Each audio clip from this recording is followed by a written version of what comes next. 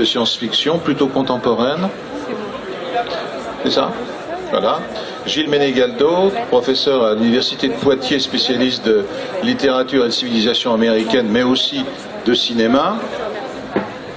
À ma gauche, Glenn Cook, bon, l'écrivain sans doute que vous connaissez bien, spécialiste de science-fiction, écrivain de science-fiction et peut-être aussi de dark fantasy, qui est célèbre pour surtout son cycle de la Compagnie Noire, que vous connaissez sans doute, les instrumentalités de la nuit, son cycle sur Garrett, détective privé, Starfishes, ce sont des cycles Dark War, et puis d'autres romans que je n'ai pas le temps de citer, mais en tout cas, l'œuvre est tout à fait copieuse.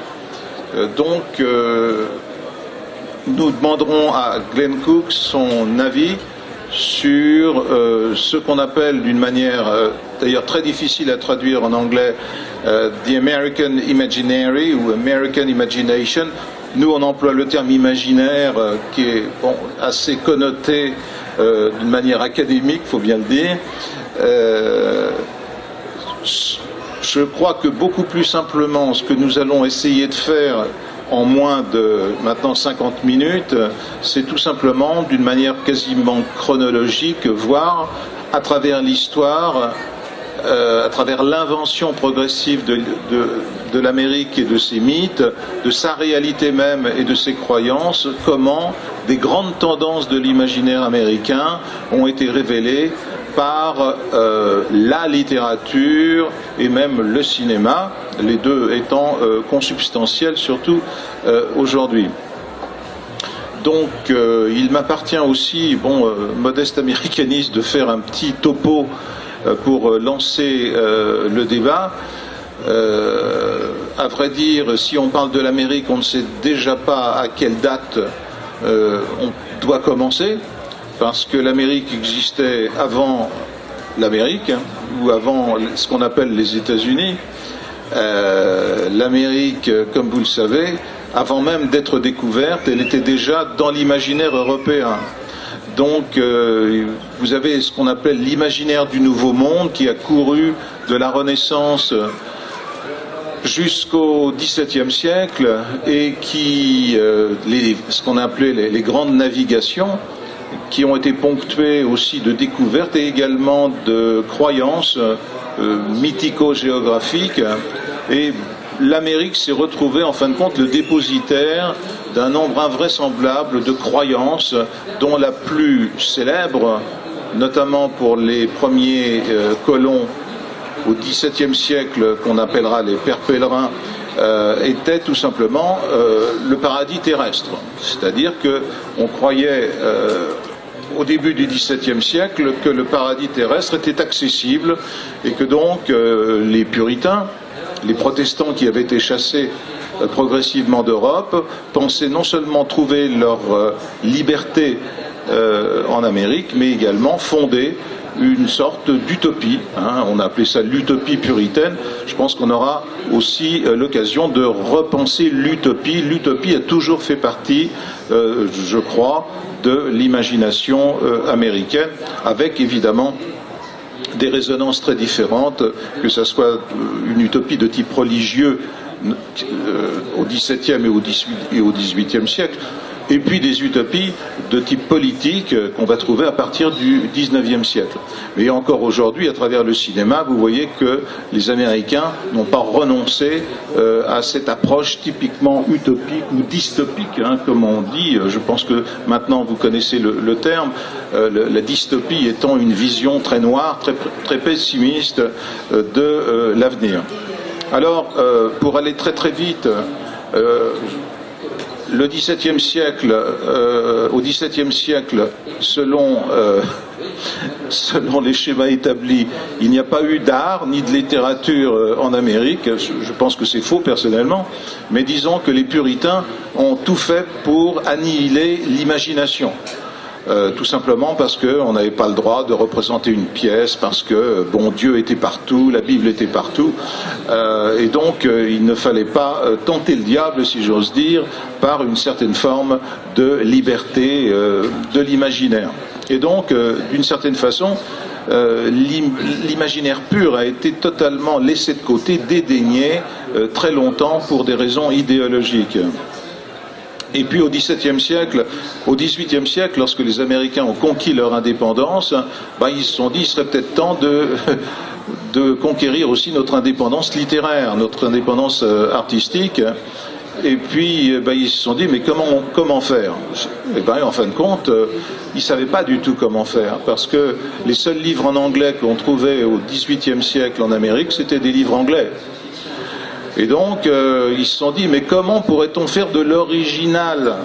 Un fou qui s'appelait Charles Brogden Brown, en 1798, s'est dit, écoutez, la seule façon de créer de l'américain, c'est de s'inspirer de l'européen. Et donc, il va pomper, si j'ose dire, le gothique anglais, allemand et français, et le transposer sur le monde américain. C'est très important ce qui se passe, car les Américains, en fin de compte, n'ont jamais renoncé à leur tradition gothique, et je me demande même si c'est pas eux qui l'ont inventé d'une certaine façon. Mais enfin, pour ceci, ceci est une autre histoire.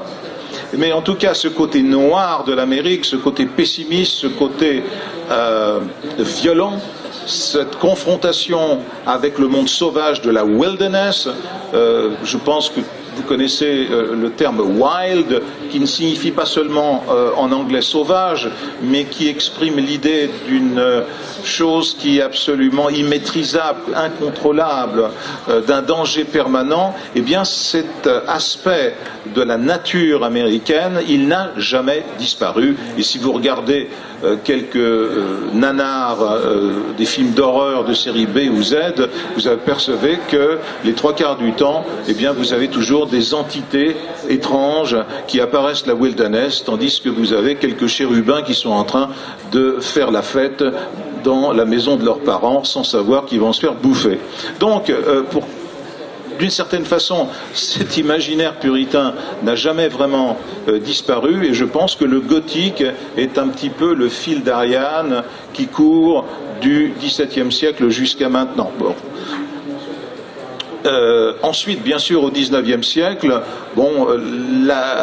l'écriture américaine va devenir un peu plus académique, et là, évidemment, il faudra parler de gens très connus, et il y en a un, à mon avis, qui me semble absolument incontournable, comme on dit, c'est Edgar Allan Poe.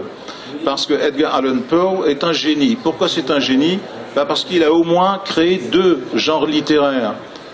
Je dis au moins un, parce qu'au moins, vous savez que c'est le créateur du roman policier moderne, mais ce qu'on sait beaucoup moins, c'est qu'il est aussi considéré comme l'un des créateurs de la science-fiction.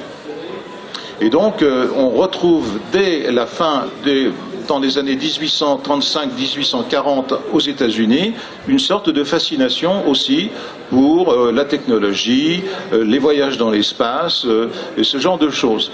Donc, si vous voulez, la veine noire, si j'ose dire, du gothique va se retrouver également chez Poe, mais on va également trouver chez lui une ouverture vers la science. Et je pense que c'est une certaine forme d'originalité. Gilles, si tu veux dire un mot sur Poe. Oui, alors je vais embrayer sur ce que tu as dit, mais peut-être que je voudrais évoquer avant un autre écrivain qui s'appelle Washington Irving, qui est censé être l'un des pères fondateurs de la littérature américaine moderne, avec des nouvelles, alors que vous connaissez peut-être comme l'une en particulier qui s'appelle Sleepy Hollow, parce qu'elle a été adaptée au cinéma par Tim Burton. Donc une nouvelle de 1820. Et cet écrivain, Washington Irving, a aussi écrit une sorte de récit qui pourrait être un récit de science-fiction, mais qui n'en est pas un, c'est-à-dire un personnage qui s'appelle Rip Van Winkle, qui s'endort pendant 20 ans et qui découvre une Amérique totalement transformée. Donc on pourrait transposer ça, par exemple, avec le roman de Wells, Le dormeur s'éveille, qui lui dort pendant 2 siècles, je crois, et se réveille pour trouver là aussi, encore une fois, une Europe changée. Donc Washington Irving est une étape importante dans l'imaginaire américain, américain, c'est, on pourrait dire, le père fondateur du fantastique américain, peut-être à certains égards autant qu'Edgar Poe, avec un syncrétisme, c'est-à-dire une utilisation des mythes ou de la culture européenne, mais là encore adapté au continent américain. Et dans Sleepy Hollow, c'est pas tellement vrai dans le film de Tim Burton, mais dans la nouvelle, le personnage donc interprété par Johnny Depp dans le film part à la fin de la nouvelle vers l'ouest. Donc on a déjà le tropisme de la conquête de l'ouest. Le personnage part de l'est d'un coin qui s'appelle Sleepy Hollow, c'est-à-dire littéralement le Val dormant, là où il ne se passe rien, une espèce de trou dans l'espace et dans le temps. Et il va ensuite à la conquête de l'ouest parce qu'il n'a pas réussi à conquérir la femme.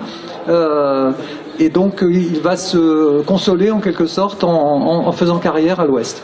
Voilà. Alors pour revenir à Edgar Poe, effectivement, donc Loric en a déjà dit l'essentiel, c'est-à-dire que c'est le père fondateur, lui, de au moins 2 genres littéraires, mais en particulier du genre policier, avec les aventures de Auguste Dupin.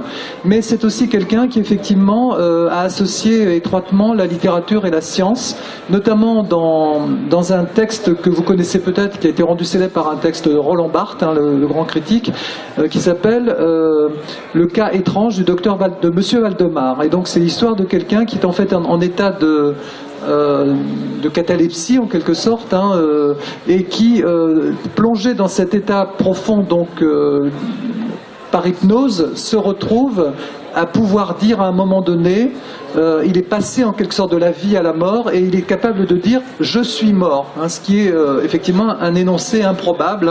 Qui peut dire « je suis mort » sinon un mort-vivant ou un vampire? Voilà, donc ça, et ce qui est intéressant dans cette nouvelle, c'est que Poe l'a fait publier en fait dans une revue scientifique, elle l'a présenté comme un rapport médical et non pas comme une fiction. Vous voyez ce que je veux dire? Donc il joue sur le rapport réalité-fiction. Par ailleurs, Poe est aussi celui qui s'intéresse au voyage vers la Lune, donc il reprend le motif du voyage planétaire, et donc effectivement, en ce sens-là, il fait aussi partie de ceux qui ont forgé l'imaginaire science-fictionnel des Américains. Bon, je ne parle pas bien sûr de sa revisitation. Alors contrairement à Brockton Brown, dont on parlait Loric à l'instant, le fait qu'Edgar Poe a lui développé une sorte de fantastique psychologique, on va dire, et comme il le disait lui-même, mon fantastique ne vient pas de l'Allemagne, c'est-à-dire qu'il n'est pas tributaire de la tradition gothique européenne, mais de l'âme. Et donc c'est aussi pour ça que Poe est considéré comme un écrivain d'une grande modernité, et qui a touché effectivement un certain nombre de genres et qui a aussi bien sûr inspiré beaucoup d'écrivains dont on parlera un peu plus tard, puisqu'on a décidé de procéder de manière plus ou moins chronologique, je crois. Voilà. Merci. Peut-être avant que tu veuilles tout de suite intervenir, je voudrais poser une question à notre invité américain.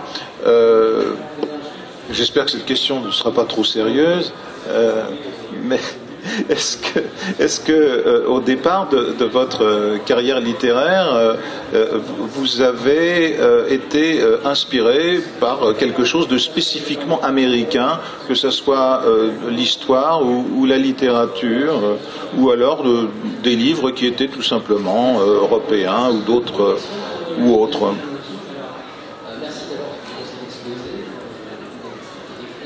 At this moment, I'm feeling like a bricklayer at a nuclear physicist convention. I have no idea what these gentlemen are talking about, even though this gentleman here has very kindly translated everything into my ear in very clear English. I really don't know what they're talking about. Vaguely, I've heard of Washington Irving. We had to read his work as children's stories when I was in about 3rd grade. Edgar Allan Poe I've read a little of, but it's too old-fashioned and basically dull for me to really give a hoot about.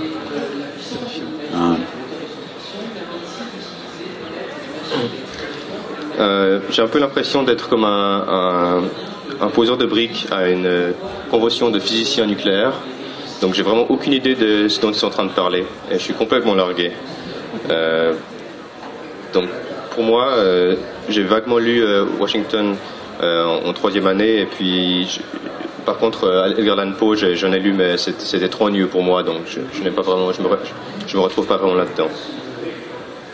Par contre, je crois savoir que vous êtes intéressé à l'histoire de votre pays et que, par exemple, une partie de votre travail était inspirée par la guerre civile, par exemple. Donc, il y a bien des choses spécifiquement américaines qui vous ont inspiré. Non? Am I wrong? The only thing that I've ever done that had anything to do with the American Civil War was the first story I ever tried to write when I was in 7th grade, about 11 years old.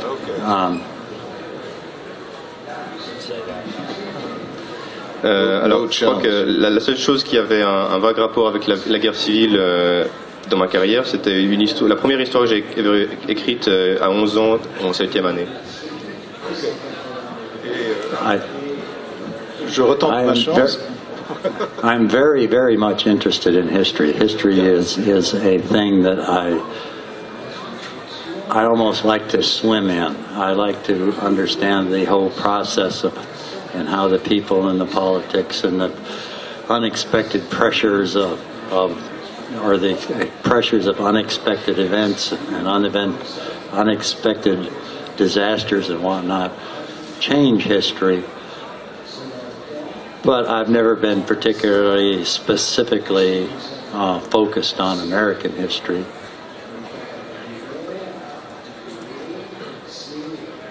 Mais cela dit, je suis quand même très intéressé dans l'histoire, et donc c'est quelque chose. L'histoire, c'est quelque chose que j'aime, dans lequel j'aime nager, c'est quelque chose dans lequel j'aime évoluer. Je suis particulièrement intéressé par la manière dans laquelle les gens évoluent et répondent à la pression de différents événements inattendus, par exemple aux politiques, et comment est-ce que cette réponse peut changer l'histoire.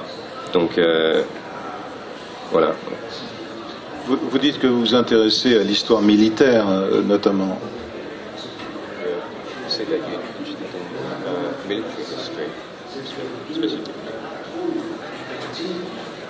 Not just military history, but yeah, military history is a large interest for me, because most of the stuff that I write about is about people involved in military situations. Very few of my books do not deal with soldiers or warriors of some sort having to deal with the everyday life of being soldiers or warriors.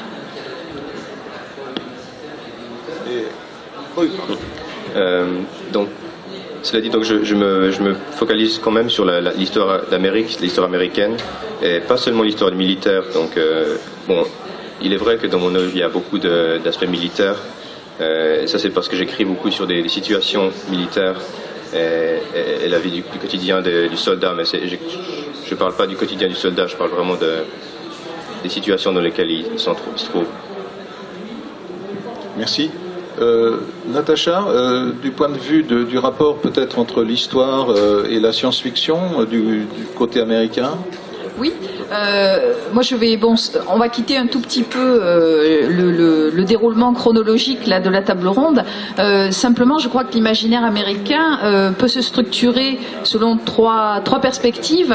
D'abord, l'imaginaire américain, c'est un imaginaire entre lumière et ténèbres. On va le retrouver évidemment dans l'horreur contemporaine. C'est également, deuxième perspective, une confrontation entre la terreur et le sacré, le passé et le futur, et évidemment, c'est troisième perspective, l'imaginaire de la frontière. Donc bien sûr, nous avons évoqué déjà la wilderness, mais je crois que la frontière, c'est vraiment un thème essentiel donc de l'imaginaire américain.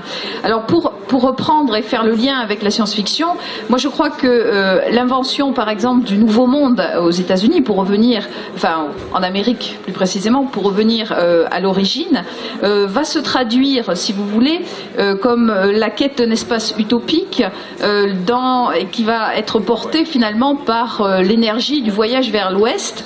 Et on va retrouver ça évidemment en science-fiction depuis quasiment les années 1910-1920. Je dirais plutôt avec cette obsession de la conquête spatiale et notamment avec les bienfaits de la colonisation et le genre du space opéra qui est un des genres peut-être les plus anciens de la science-fiction et notamment bien sûr de la science-fiction américaine. Deuxième perspective et deuxième lien que l'on pourrait faire avec la science-fiction, je crois, en évoquant la wilderness, qui est véritablement un lieu de sauvagerie, mais également un lieu de perdition, un lieu de mort. Et je crois que cet espace, finalement, que l'on ne maîtrise absolument pas, on peut le retrouver dans le cyberpunk. Alors, on en reparlera un petit peu, je pense, tout à l'heure.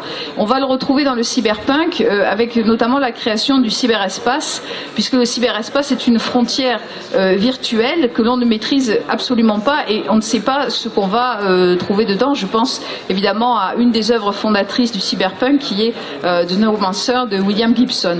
Et enfin, troisième élément qui me semble extrêmement important par rapport à la science-fiction, c'est que justement cet imaginaire américain est pour nous un espace également de régression, un espace régressif, et en explorant finalement l'homme de la frontière, c'est l'imagerie du pionnier, hein, dans je dirais une imagerie plutôt traditionnelle, aussi bien évidemment dans la littérature que dans les westerns et bien sûr au cinéma. Eh bien, l'homme de la frontière va explorer un espace totalement inconnu, et en même temps il va bien évidemment explorer je dirais un espace inconscient.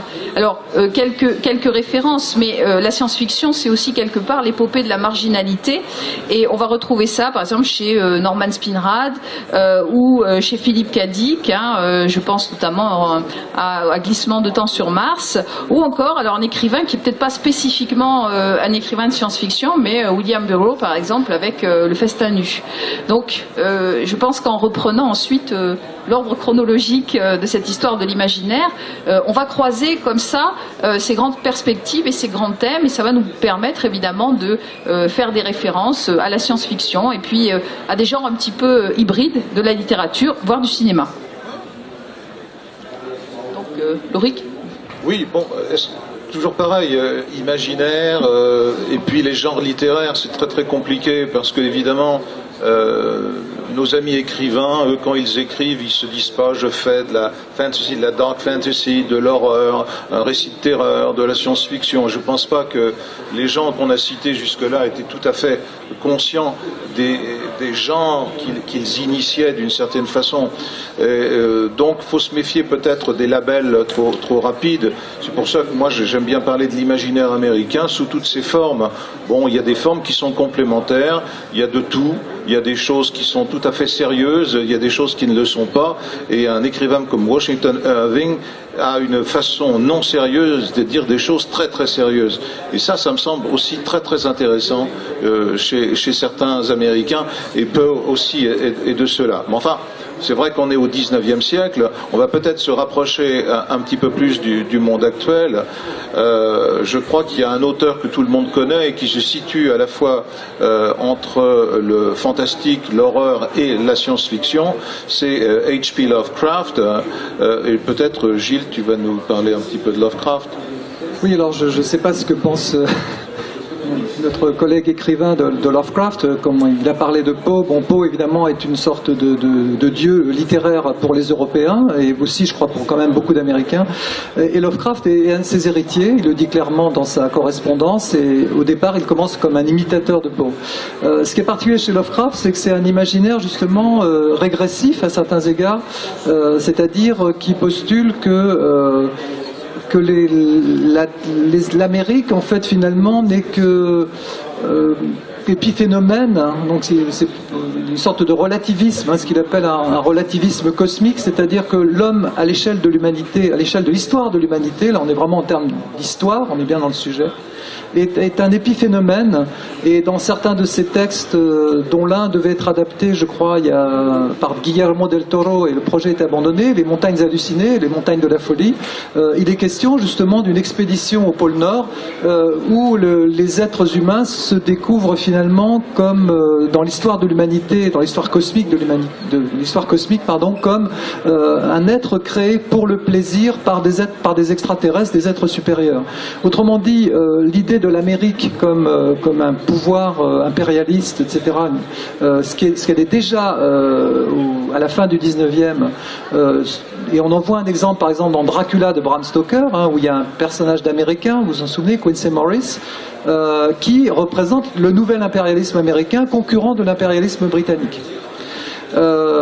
Et donc cette idée-là est reprise en quelque sorte et inversée par Lovecraft. L'Amérique n'est plus un territoire, n'est plus un régime impérialiste ou une nation impérialiste conquérante. Au contraire, l'Amérique est contaminée de l'intérieur, si on peut dire, par des entités extraterrestres qui s'emparent des rêves, par exemple des artistes ou des intellectuels, et qui littéralement les asservissent, leur volent leur cerveau, il y a des échanges de cerveau, etc.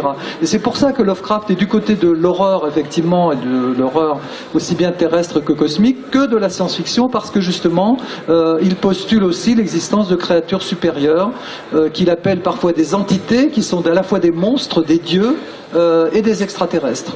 Donc c'est dans ce mélange, cette hybridité générique que Lovecraft trouve son originalité, je pense. Voilà pour Lovecraft. Et effectivement, Lovecraft a façonné à sa manière l'imaginaire américain. Alors, avec évidemment une controverse qui a peut-être maintenant été un petit peu éteinte, mais comme vous le savez, Lovecraft a été considéré comme un écrivain raciste. Il stigmatise les étrangers. Il stigmatise tout ce qui est de l'ordre de l'immigration qui transforme selon lui les villes américaines, les grandes cités américaines en villes cauchemardesques parce que justement envahies par ces immigrants qui viennent d'ailleurs et donc ces immigrants qui sont assimilés aussi plus tard à des extraterrestres. Donc il y a une sorte de lien entre l'histoire réelle de l'Amérique et notamment la détestation de l'étranger. Il ne faut pas oublier quand même que c'est la xénophobie, c'est quelque chose de très important en Amérique, Loric pourra le confirmer, et donc cette détestation de l'étranger qui est à certains égards un petit peu, comment dire, qui a fait que Lovecraft a été considéré comme quelqu'un justement de raciste. Voilà. Donc je pense que Lovecraft est effectivement une des étapes importantes dans ce façonnage de l'imaginaire américain. D'accord. Alors ça, Lovecraft écrit à un moment aussi assez intéressant de l'histoire américaine, c'est-à-dire au début du XXe siècle, jusque dans les années 30. Et les années 20,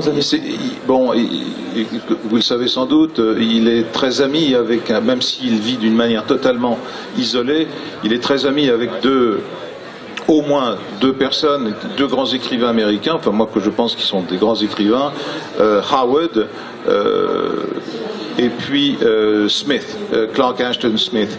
Et il faut savoir donc qu'il y a plusieurs sortes d'imaginaires qui vont se trouver liés par ces trois personnes. La spécificité de Lovecraft, Gilles vient de nous l'expliquer. Chez Howard, là, il y a une ouverture peut-être que notre ami Glenn Cook trouvera plus intéressante chez Howard, avec une vision qui est beaucoup plus cosmopolite, beaucoup plus universelle, et qui a une connaissance parfaite de l'histoire et des grands cycles historiques. On connaît évidemment d'une manière un peu parodique Howard à travers Conan le barbare. Or, ça me semble, ce qu'il y a peut-être de moins intéressant dans son œuvre. Mais au moins ce qu'il y a chez Howard, même s'il a une carrière très courte, il s'est suicidé à 30 ans, il avait une érudition invraisemblable en matière historique. Il connaissait toute l'histoire du monde, non seulement l'histoire de son pays, il s'intéressait beaucoup à l'histoire de son pays, un petit peu aussi comme Edgar Rice Burroughs, le créateur de Tarzan. Faudra peut-être qu'on en dise un mot aussi. Et puis c'est aussi quelqu'un qui s'intéressait donc à l'histoire de l'homme, c'est-à-dire l'histoire de la violence. Ce que Howard et peut-être aussi Lovecraft apportent dans les années 20 et 30, c'est une violence qui va déferler, et évidemment comment ne pas voir le lien entre ce déferlement de violence barbare et ce qui va se passer bien sûr dans le monde. Et donc je me demande si les écrivains dits de fantasy je pense à Fritz Leiber, Lynn Carter ou des gens comme ça, ne sont pas aussi importants parce qu'ils amènent d'une façon un petit peu plus soft ce que d'autres disent de manière plus hard. Oui, et Fritz Leiber est un ami de Lovecraft aussi, enfin, ce sont des gens qui connaissent bien Lovecraft. Monsieur Cook, est-ce que vous voulez dire quelques mots sur les écrivains que je viens de citer,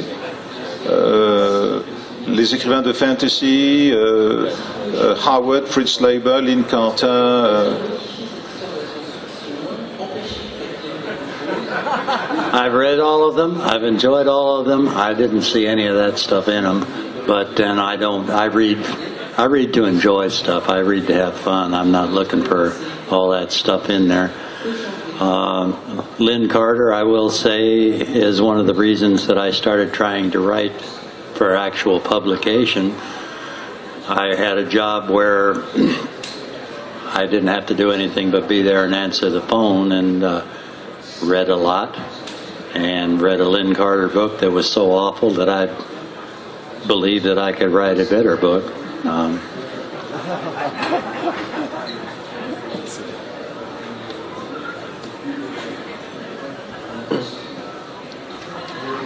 Donc j'ai effectivement lu et beaucoup apprécié tous ces auteurs, même si j'ai pas vu du tout tout ce que vous avez raconté dans leur œuvre. Je lis en général surtout pour le divertissement, pour apprécier l'œuvre, pour apprécier la lecture. Cependant, Lynn Carter, c'est effectivement une des raisons qui m'a poussé à vouloir écrire et publier ce que j'écris. La raison étant que à cette époque-là, j'avais un travail qui consistait simplement à être présent et à répondre au téléphone quand il sonnait, ce qui me laissait beaucoup de temps pour lire, notamment Lynn Carter. Et j'ai lu un de ses livres qui était tellement terrible, tellement mauvais, que ça m'a donné envie d'écrire quelque chose de bien meilleur. When I was a high school student, I was required, because I was an honor student, to attend symposiums similar to this, and became very impatient with them. And so when I did start writing for publication, I worked very hard on my first 10 or 11 books to put stuff in there that would confuse people like these up here if they ever got to the point where they were studying my work seriously.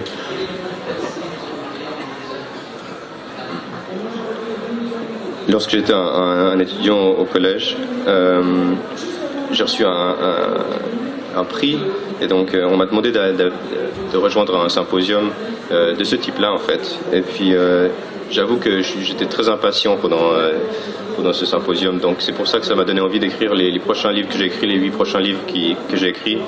J'ai voulu les rendre aussi confus que possible pour que les gens qui essaient de l'étudier n'y comprennent rien, s'ils essaient de l'étudier de manière sérieuse. Nous avons tous eu la chance de rencontrer divers écrivains, que ce soit de science-fiction ou autre. Il y a bien sûr leur façon de percevoir leur travail, et il y a bien sûr la postérité. Et il arrive un moment où l'œuvre d'un auteur finit par ne plus lui appartenir. Et quand je lis les commentaires qui ont été donnés par certains écrivains de leur propre œuvre, 20 ans ou 30 ans ou 50 ans après, je perçois qu'ils se sont souvent trompés. On ne maîtrise pas tout dans le processus de l'écriture, que ce soit pour l'Amérique, que ce soit pour le reste du monde. Bon, je dis ça en passant. Oui. Pour revenir à notre sujet, bon, on peut peut-être parler, parce que je vois que l'heure tourne, bon, il y a aussi la mythologie qui joue un grand rôle dans la vie américaine, et dès le départ. Bon, plusieurs mythes, les mythes fondateurs de l'Amérique, on ne va pas les reprendre, mais disons, allons à l'essentiel aujourd'hui avec le retour des super-héros, par exemple. Bon, vous savez que ces super-héros, ils naissent dans les années 1920, mais surtout 1930, et bon, ils sont éclipsés ensuite après la Deuxième Guerre, et puis ils reviennent en force aujourd'hui. Est-ce qu'on pourrait réfléchir un petit peu là-dessus ? Oui, sur les super-héros.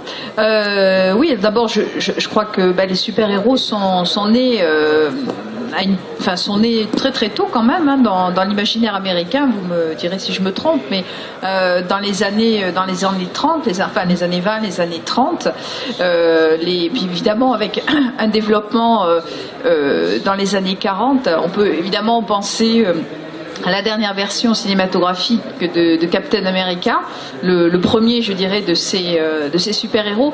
Alors, moi, ce que je dirais, c'est que je crois que dans l'histoire des super-héros, on va retrouver finalement cette tension assez palpable que l'on retrouve dans l'imaginaire américain entre, par exemple, cette vision du nouveau monde et une certaine vision de l'enfer. Pour faire un petit lien très très rapide avec la science-fiction, si vous regardez par exemple certaines visions de l'extraterrestre, on a, je pense par exemple à la saga Alien ou à Predator, nous avons des extraterrestres avec qui on peut quasiment faire une analogie par exemple avec le démon, avec une vision du diable. Bon, ça évidemment c'est lié à la dimension aussi puritaine bien sûr de l'Amérique. Et pour en revenir aux super-héros, moi ce qui me frappe dans ces histoires de super-héros, c'est que plus on va aller peut-être vers une certaine modernité et vers l'époque contemporaine, plus les super-héros vont être partagés quand même entre, je vais prendre une expression facile, mais attirés par un côté obscur.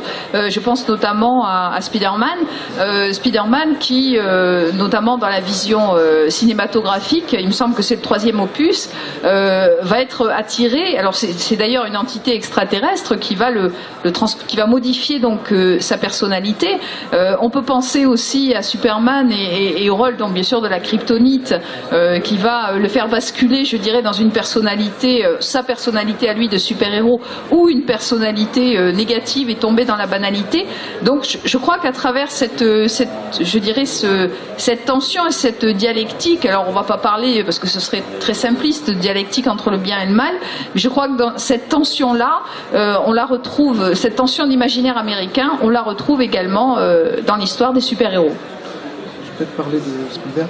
Oui, je voulais enchaîner par rapport à ça, pas pour parler de super-héros, parler finalement de deux visions de l'autre et des deux visions de l'extraterrestre par exemple. Tu viens de parler d'une vision effectivement démoniaque, mais on trouve chez Spielberg par exemple une autre vision de l'extraterrestre avec un film comme E.T. ou Rencontre du troisième type, où au contraire il y a une volonté de communication avec l'autre, c'est une sorte d'ouverture à l'autre. Ça fait partie de la tension entre donc l'ouverture à l'autre, la communication, et le rejet de l'autre, donc on trouve exprimé de différentes manières, mais par exemple évidemment dans les films où les extraterrestres sont des méchants, dans tous les films des années 50 qui sont, comme on le sait, liés à l'idéologie américaine et le refus justement de l'étrangeté, de l'altérité. On a associé bien sûr ça au péril rouge, au péril communiste.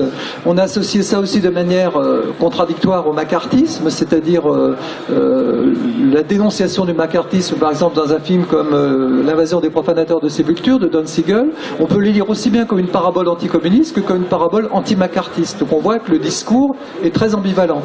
Et donc je crois que la tension dont parlait Lauric tout à l'heure s'exprime aussi par cette manière de percevoir l'autre dans l'imaginaire américain, qu'il soit donc littéraire ou cinématographique, soit du côté de quelqu'un avec qui on peut s'entendre, on peut communiquer, qu'on peut essayer de comprendre, ou au contraire ou quelqu'un qui est totalement imperméable et qu'il faut éliminer. Ce qu'on retrouve aussi évidemment dans des films récents comme Independence Day ou Starship Troopers, où l'alien doit être éliminé parce qu'il est fondamentalement dangereux, mortel pour la race humaine. Oui, peut-être pour revenir sur les super-héros, c'est tout de même une spécificité américaine, il faut bien le dire. Il y a une sorte de talent spécifique, en tout cas à l'Amérique, celle de produire une culture populaire qui dépasse les cadres de ses frontières pour devenir universelle. On peut penser tout ce qu'on veut des productions de Hollywood ou des productions de BD ou de comics plutôt, et des sympathiques breuvages qui inondent le monde entier. Mais malgré tout, il faut reconnaître tout de même que les mythes que réactive le cinéma américain, où les gens comme Alan Moore, dont on parlait, finissent par devenir évidemment éminemment américains au départ pour devenir universels. Parce que quand on regarde bien ces super-héros, c'est un panthéon païen qui est totalement réactivé. Regardez bien les dieux qui reviennent sur les écrans. Bon, bien sûr, vous pourrez me dire que Superman, c'est Superman, le grand héros, typiquement américain, avec le drapeau américain même sur ses habits, mais vous avez d'autres créatures qui sont issues du panthéon gréco-romain. Vous avez Thor, dont on vient de faire un film, qui est issu du panthéon germano-nordique. Donc c'est assez étonnant. Moi je pense en effet qu'il y a une tension permanente dans la société américaine entre des forces contraires, notamment entre les forces religieuses traditionnelles, bibliques, je dirais, et puis des forces païennes. Et puis il y a cette violence qui est non seulement inhérente à la société américaine et inhérente à ces guerres inlassable, il faut bien le dire, pour un pays pacifique, sa violence urbaine, et puis la violence qui passe à travers le western, traditionnellement les films d'action, les films de guerre, ou une violence qu'on trouve chez Heinlein, jusque les films dont on parlait tout à l'heure, comme Starship Troopers et autres. Eh bien, cette violence, curieusement, elle pourrait venir, en fin de compte, d'un vieux fond de paganisme qu'a très très bien vu quelqu'un comme Howard, par exemple. Peut-être il y a quelque chose de spécifiquement scandinave, je dirais nordique, dans le héros américain. C'est une des contradictions. Ce que j'aime dans l'Amérique ou dans l'américain, c'est justement ce côté schizoïde, ce côté double. Pour comprendre l'Amérique, il faut comprendre sans arrêt ce jeu entre la lumière et les ténèbres, la lumière entre le régime urbain de l'Est et l'Ouest et sa wilderness et puis ses grands espaces. Il faut savoir que si les Indiens ont été pratiquement exterminés, ils sont encore bien vivants dans la tête des Américains. Et rien que pour ça, c'est absolument passionnant de les voir revenir, par exemple, pour rencontrer des extraterrestres dans la dernière production kitsch qui s'appelle Cowboys and Aliens. Je ne sais pas comment ça a été traduit en français. Cowboy et extraterrestre. Ah oui, d'accord. Cowboy extraterrestre. Bon, il y a qu'évidemment la société américaine pour produire un film aussi improbable. Et faut avouer que bon, c'est tout à fait, comment dire, kitsch. C'est tout à fait. Oui, c'est parce que c'est pas un chef-d'œuvre, mais c'est tout à fait drôle de constater cette multiplicité d'offres aujourd'hui, quoi. Mais je voulais simplement dire que bon, il y a des hybridités comme ça, un peu improbables, comme par exemple le western et le film d'horreur. Billy the Kid rencontre Dracula. C'est-à-dire, c'est pas nouveau. C'est-à-dire, ce genre d'hybridité, on la retrouve dans toute l'histoire du cinéma américain aussi. Mais c'est vrai qu'actuellement, il y a le retour de ça. Juste une référence par rapport justement à cette mythologie ou à cette réactivation des mythes dans la littérature américaine. Je pensais à un roman de Neil Gaiman qui s'appelle American Gods et qui est une vision tout à fait créative, renouvelée, inventive d'une sorte de panthéon de dieux, enfin de dieux, de demi-dieux qui sont en fait plus ou moins cachés donc dans la société américaine et qui se livrent à des petits combats entre eux, mais de façon tout à fait cachée, et ils n'entrent jamais quasiment en contact finalement avec les mortels. Et donc ça, c'est un roman tout à fait intéressant parce que il nous montre bien justement cette donnée mythologique de l'imaginaire américain qui a su intégrer, parce que c'est justement ce panthéon de dieux reprend des éléments de toutes les mythologies bien évidemment européennes, et puis ses racines dans la mythologie européenne, mythologie donc classique, grecque, celtique et scandinave, nordique. Okay. Est-ce que M. Cook, vous voulez ajouter quelques mots à notre débat d'aujourd'hui?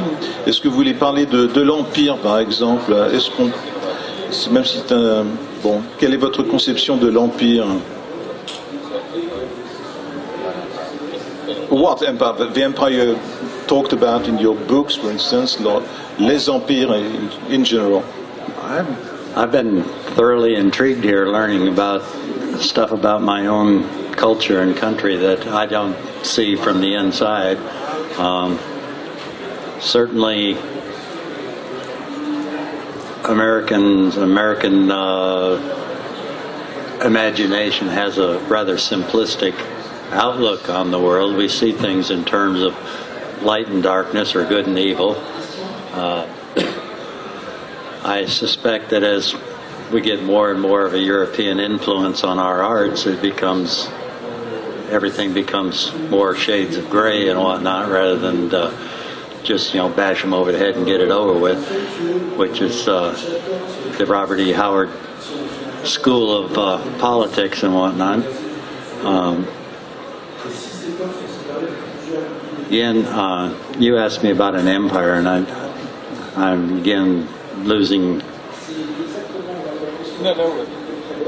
Je vous demandais, parce que c'est un concept que vous utilisez beaucoup dans vos livres, pour en faire même des sagas, est-ce que vous pensez je ne sais pas, vous projetez éventuellement un modèle d'empire, une réflexion, disons, d'un Américain sur l'empire ou les empires?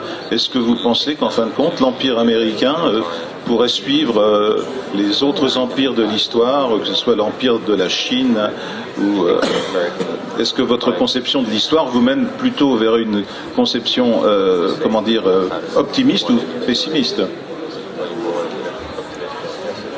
When I think of empires, I think of either Rome or China. Pardon. Excusez-moi. Oh, pardon. Je vais juste traduire ce qu'il a dit tout avant. Donc, encore une fois, je suis très intrigué par tout ce que vous dites, et d'apprendre toutes ces choses que je ne connaissais pas sur mon propre pays. Peut-être parce que je le vois de l'intérieur, et de cette manière, j'ai une perspective différente. Pour moi, les images aux États-Unis sont toujours très simples. Comme vous l'avez dit, c'est l'opposition de la lumière et de l'obscurité, du bien et du mal. Mais peut-être qu'en apportant de plus en plus d'éléments européens, on gagne une tonalité en gris plus riche, et peut-être moins simpliste et violente comme peut l'être dans Howard. As I was saying, when I think of empire, I think of either Rome or China. I, for the life of me, cannot see an American empire at any point. I mean, we inherited some stuff we took away from the Spanish in 1898, but we got rid of most all of it in almost no time, and I don't see anything else where we're camped in making people do what we want them to do. I mean, most of the places we've got people at, they've been asked to be there. Alors, je n'avais pas bien compris la question sur l'Empire. Pour moi, quand vous me parlez d'Empire, je pense à l'Empire romain, je pense à l'Empire chinois, mais j'arrive pas du tout à imaginer l'Amérique ou les États-Unis comme un empire. Et pour moi, il n'y a que des choses qu'on a appliquées aux Espagnols, ou qui d'ailleurs ont plus ou moins disparu aujourd'hui, des choses qu'on fait, mais il n'y a pas vraiment d'empire américain, à mon sens. Merci beaucoup. Malheureusement, je crois qu'on va peut-être donner la parole à la salle, hein, à moins que vous vouliez ajouter quelque chose. Non, si vous avez des questions. Moi, j'aurais bien une question à lui poser, mais je ne sais pas si... Ah bon. Ouais, vas-y. D'abord la salle. Oui. Donc ça marche. Peut-être une question stupide. J'ai été étonnée que vous abordiez pas comme auteur Stephen King, qui regroupe un petit peu toutes les thématiques. Ça allait venir, d'accord. Ouais, ça allait venir, effectivement, vous avez tout à fait raison, parce que Stephen King est aussi un héritier des auteurs dont j'ai parlé, puisqu'il a rendu hommage à Lovecraft dans un texte célèbre. Il a aussi rendu hommage à Bram Stoker dans un roman sur le vampirisme, sur l'histoire de vampires.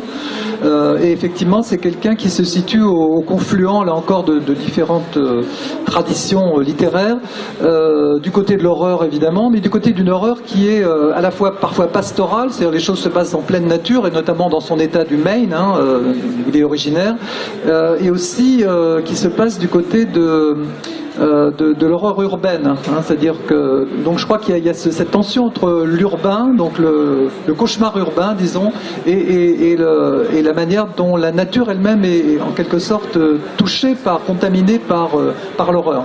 Bon, évidemment, il y a le thème de l'épidémie, hein, chez King, qui est très important, et ce thème de l'épidémie participe du mouvement post-apocalyptique en littérature et au cinéma, bien évidemment, hein, pas simplement d'ailleurs américain, mais international. Pensez au film de Danny Boyle, par exemple, hein, sur les épidémies vampiriques. Le dernier film là qui vient de sortir, qui s'appelle Contamination, je crois. Donc c'est Contagion, pardon, Contamination, je crois, enfin en anglais. Enfin, une histoire d'épidémie, en tout cas, inspirée du virus H1N1, semble-t-il. Et vous avez tout à fait raison, King est très important. Et peut-être qu'il y a un film qui exprime assez bien justement cet imaginaire. C'est le film de John Carpenter qui s'appelle L'Antre de la folie, qui est à la fois inspiré de Lovecraft, très clairement, mais aussi de King, et notamment le roman qui s'appelle The Stand, hein, de King, c'est-à-dire le fléau, je crois, hein, c'est ça. Et vous avez tout à fait raison, King fait partie de ces écrivains qui décrivent une certaine forme de cauchemar américain, hein, de manière totalement différente cependant d'un auteur que je voudrais évoquer aussi pour finir et peut-être demander à Glenn ce qu'il en pense.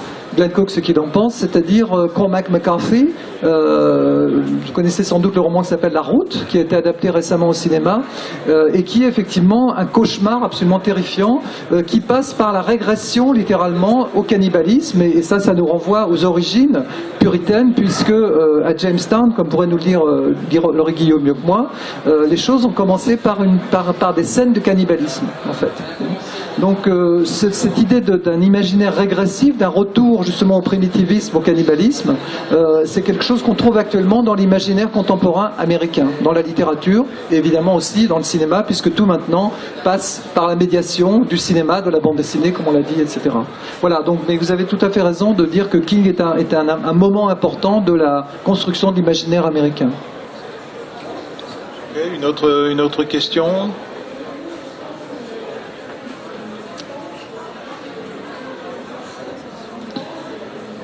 Il y a énormément d'auteurs que nous n'avons pas cités. Il est évident qu'il y a même des grands auteurs que nous n'avons pas le temps de citer. L'imaginaire américain, c'est aussi la littérature mainstream. Enfin, on est là plutôt dans un cadre science-fictionnel, et même du point de vue de la science-fiction, on n'a pas eu le temps de citer les plus grands auteurs. Philippe K. Dick, par exemple. Oui, Dick, d'une actualité brûlante, hein, si j'ose dire. Donc voilà, nous avons offert un panorama, voilà. Je voulais juste rajouter deux petites choses justement par rapport à Stephen King. Il y a peut-être un élément de l'Amérique, de l'imaginaire américain dont nous n'avons pas eu le temps de vous parler. C'est la nostalgie de l'Amérique. Nostalgie de l'Amérique qui finalement n'en finit pas d'expier parce qu'elle a trouvé le paradis et qu'elle l'a perdu.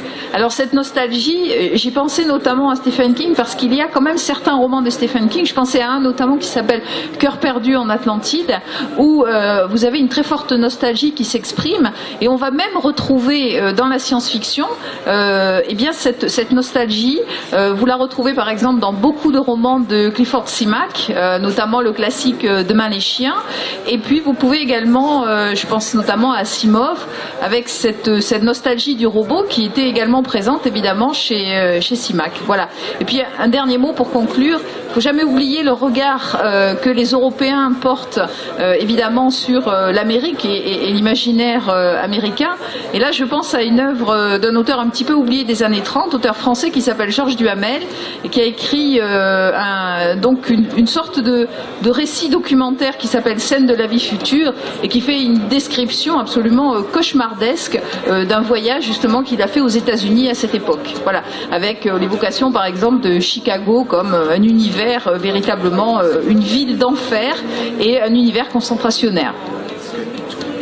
Merci beaucoup Natacha, merci aux personnes de la salle et merci aux intervenants ce soir. Bonsoir.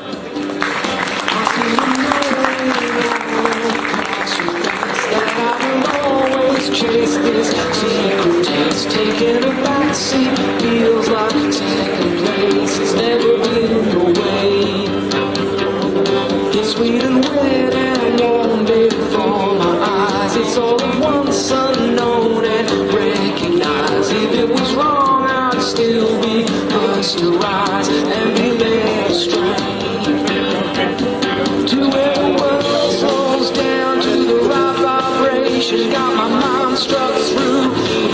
sensation that the axis is spinning to the same gyration as it dances at the edge of the light. As it dances at the edge of the light.